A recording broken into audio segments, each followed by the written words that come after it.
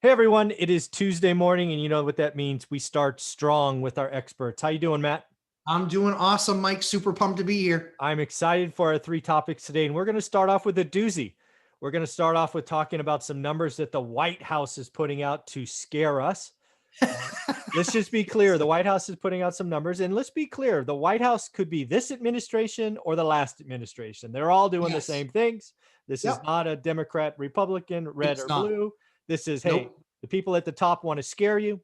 They are trying to tell you a message because they are trying to sell you something so you don't see what they're doing behind the scenes. Given That's that right. it's the current administration, they've been in for, I don't know, what, a couple months now. What do you see them doing right now as far as some numbers? I think there was a discussion on February 16th that you want to highlight. Yeah. So that's exactly right, Mike. This is not a red or blue thing. This is a black or red thing, profit or loss No, thing, right? I was going, where are you going? Black or red? Profit or how about red or green? Red or green is fine too. Yeah. But That's the yeah, accounting profit. colors, red or green. It's all about profit and loss, right? There you go. So at the end of the day, the thing that concerns me most is you and I both consume a ton of data, Yeah. right? And because we're always doing the work for ourselves, this is how we run our businesses. This is how we help others because we can read something and understand exactly what it means right away and not have to spend hours tying the lines together. Mhm. Although that's to say that there are still those things out there that we still have to try and tie together. But I think that what's really interesting is that one thing that naturally people should be more naturally trusting of is when our public officials speak, they should have their data and they should have the facts Hmm. before they speak. But I think the concern that I have is that this is a press briefing. Anybody else can look it up. It was on February 17th. In fact, if you're wondering if you have the right one, it was 12:17 p.m. EST from the White House press secretary saying that the work that they've done is helping the more than 10 million homeowners behind on their mortgage. Wow. So let's peel that apart because I think they're trying to send a message and I think their data probably not as clean as you and I would like. So first Agreed. off, 10 million, big Yep. scary number, right? Not Huge seven number. figures, 8 figures, Yeah. scary number. Then they say Mhm. homeowners, and that's where the data starts to fall apart because you and I have been tracking homeowners all year. Yep. There's a great website called Black Knight Yep. that has been doing it for years, if not decades. Because again, That's right. they cut their teeth in the last Great Recession, which was all real estate. And the biggest number I've seen Black Knight put out, and it was like summer of last year, was like 4.1 or Yeah. 4.2 Yep. homeowners. That's right. So I'm I have no idea how the White House more than that's 150% jump from 4 to 10 million. I don't know. I don't see the data tying together. What'd you see? Doesn't. I mean, all the things that we look at, we look at a lot of the same stuff. And, the numbers for forbearance, which are mainly, FHA and VA and those types of loans, typically the numbers around there are 2.7, 2.8, 2.9 million right there in that range. And then you're seeing that there might be, a little over a million people that are non-FHA that are not going through forbearance that are actually will be getting put into the foreclosure process as soon as the foreclosure moratorium is lifted, which was obviously just extended to the end of July again, Yeah, because let's just kick the can further down the road. yeah. And so I look at all of those numbers and I say, okay, so 2.7 to 2.9, let's just call it 2.9. And then the 1.1 million that are going to be entering in that foreclosure process. Okay, now that's 4 million. Where does this other 6+ million homeowners coming from? Yeah, so let's talk about it because again, I don't, I gotta be very careful. I think the White House and all politicians, the last 30 years of my adult life, since I could vote, Agreed. have all been trying to tell us a story because they are trying to pass their version of the truth, right? That's what Correct. they're trying to do. Yep. So I think 10 Agenda. million, if they were put on a lie detector test, they would tell you how they get there. But our job is to try to figure it out, right? That's right. So, okay, That's let's just call it 4 million homeowners. right. Yep. Okay, so where's the other six? My guess is really only two other buckets you can pull from. And because again, I don't think it's 10 million homeowners they were really talking about. I think they should have been more accurate saying 10 million people living in homes or 10 million housing, insecurity, because I think the biggest number they're saying without saying is renters, Sure. right? There are some renters that are behind on rent, and I have some, and you may have some, and every landlord of size has some. Sure. And I think that's part of the number. And then when you look at renters, and again, you go back to the word homeowners, it's not renters in homes that are a part of the 6 million, it's renters altogether.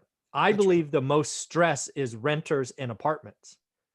But again, that is someone's home, right? So we got to split the word Yeah. home, right? Is home sticks and bricks and no shared walls, or is home where I put my head at night? So my guess is the biggest Yep. part of that is renters, and they're not homeowners. So that They are. kind of bugs me. And it could have been, hey, we have 4 million homeowners that are in trouble, and by the way, we have 6 million renters that are in trouble. That's how we get 10. That would have been a better story anyway. So yeah, I mean, I think, well, I mean, I always like truth, right? Yeah, I always like truth and facts and yeah, numbers, right? So I'm not, yeah. not, Numbers don't lie, people do.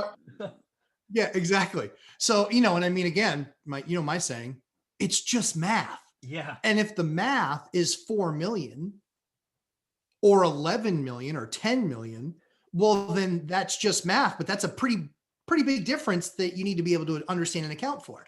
Yeah. Because one of the things that we talked about is that the market moves and shifts slowly. Mm-hmm. So when that eviction moratorium is lifted at the end of June, you're not going to have 4 million or 10 million homes all of a sudden on the market. No. It's going to depend on states. It's going to depend on, most important first. It's going to depend on a number of different things. Mm-hmm. And so you're going to start to then see, the letting of inventory go in different markets strategically by banks. And that's when you start to see inventory, like you and I always talk about. Yeah. That inventory start to appear. So what's really going to be interesting is understanding where they got that 11 million. And as I checked through, and there is not a lot of support for that 11 million number. And they're saying that 1 in 5 people are more than 30 days behind on rent. 1 in 5 renters. Wow. That's hard to believe. Right.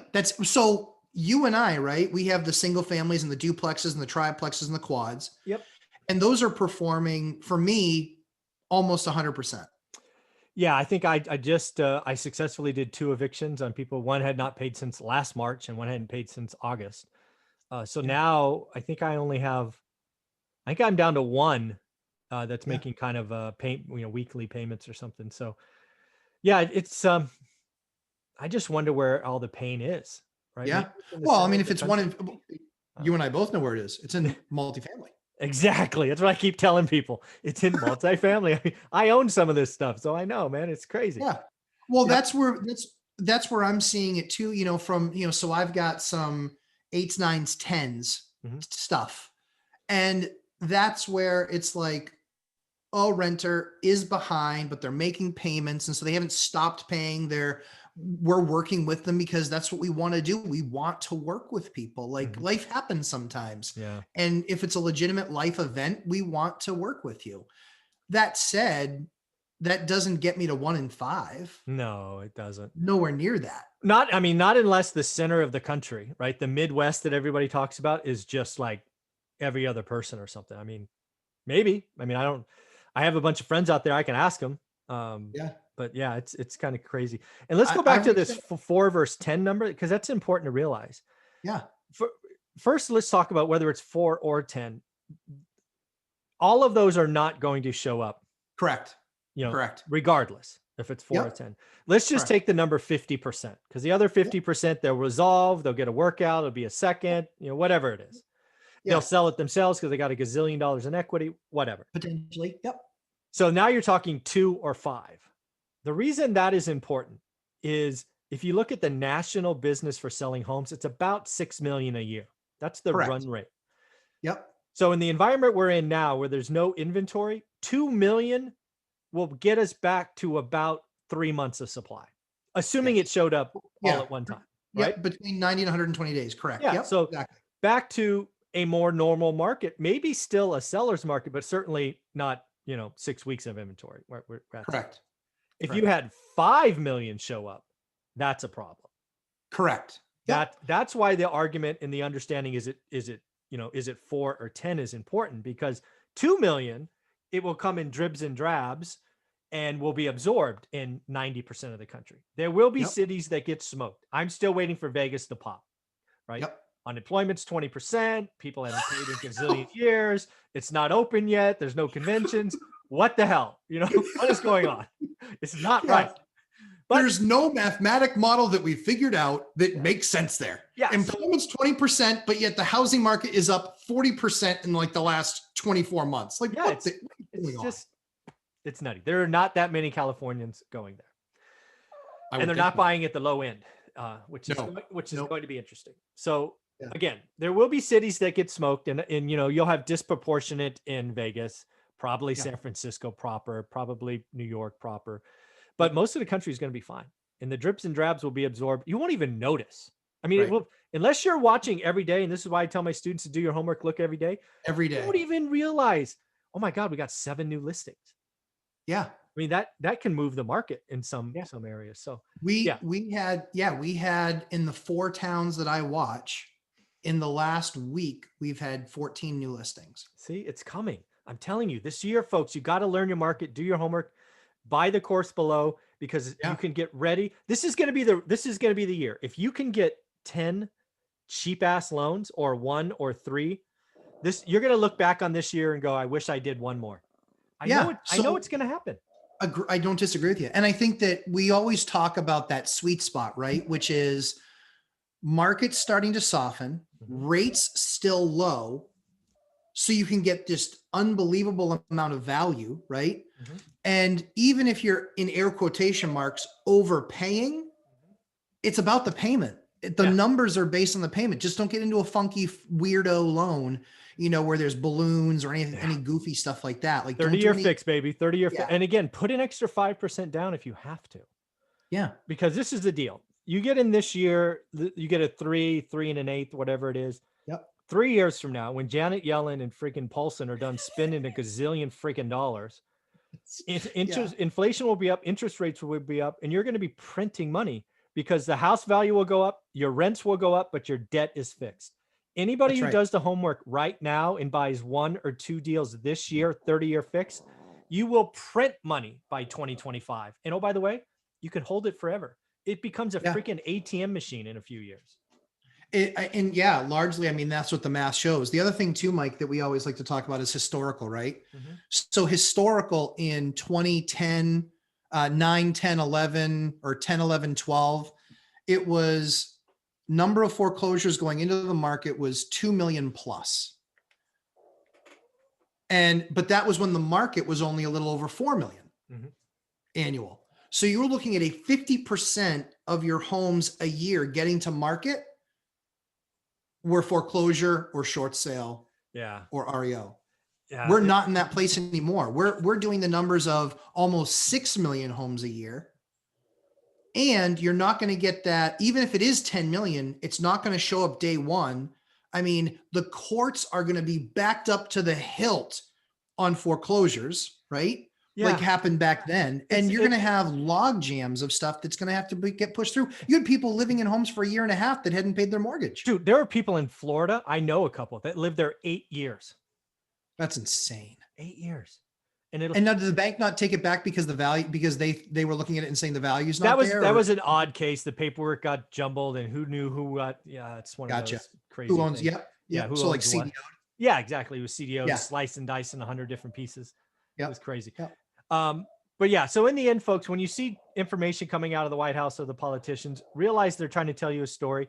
Right now, they're trying to scare us, so we feel like we have to pass a 1.9 trillion, which I think is going to happen, and don't really care at this point. What I'm scared about is the next 2 or the next 4 or the next 6 trillion.